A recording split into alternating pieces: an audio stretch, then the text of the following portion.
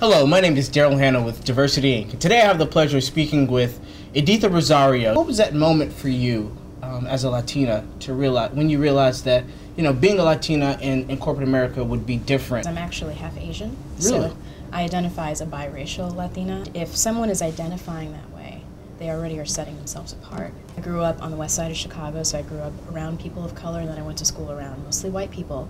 And I was also very blessed with parents who said, do whatever you want, we'll support you, but at the same time not really prepped for the limits that I was going to face, or the racism. Housing Works is an organization that provides resources for low-income people who are affected with HIV and AIDS. What was the road to becoming the director of giving? Right out of college, I became a teacher.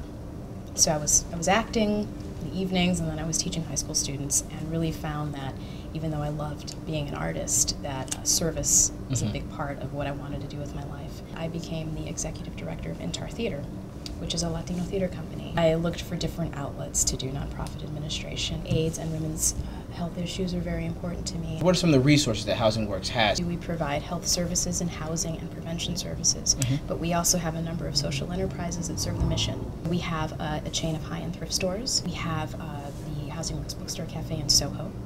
We also have a property management company called Gotham, and the Works Catering.